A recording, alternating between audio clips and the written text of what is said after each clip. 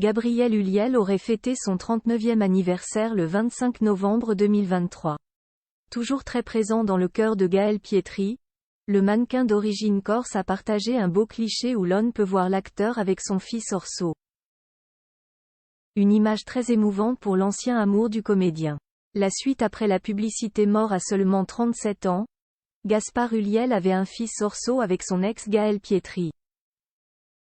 Pour célébrer le jour de son anniversaire et rendre hommage à son ancien amour ce samedi 25 novembre, la mère de son fils a souhaité partager une image très tendre de l'acteur avec Orso.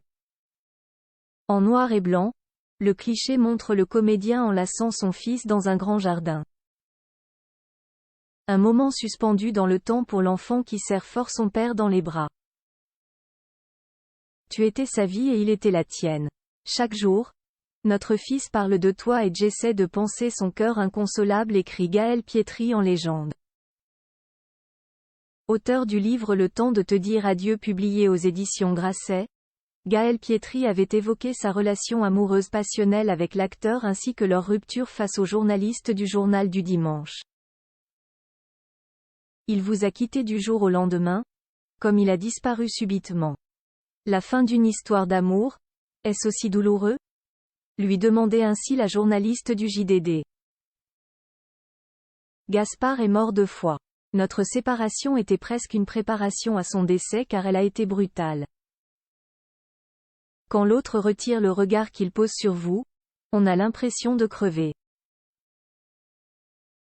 Mais il n'y a que la mort qui coupe la vie en deux. Je lui en ai voulu. Parfois je lui parle, je le dispute et je lui dis « Tu m'as encore lâché », répondait alors le mannequin. Elle poursuivait « Du jour au lendemain, je suis devenue la seule tutrice légale d'Orso. Mais j'étais l'ex, j'avais perdu une sorte de légitimité, je ne savais pas où me placer par rapport aux autres, à la famille. » Depuis, Gaël Pietri a fait le choix de se mettre sous cloche avec leur fils Orso afin de le préserver des médias.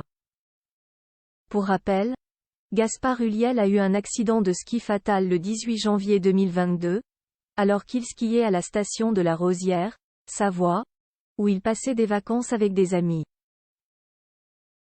Il a été victime d'un traumatisme crânien après une collision sans casque avec un autre skieur à la jonction de 2 pistes. Arrivé en état de mort cérébrale au service de réanimation du CHU Grenoble-Alpes, son décès a été annoncé 24 heures plus tard. Il venait de fêter le 6e anniversaire de son fils. La suite après la publicité.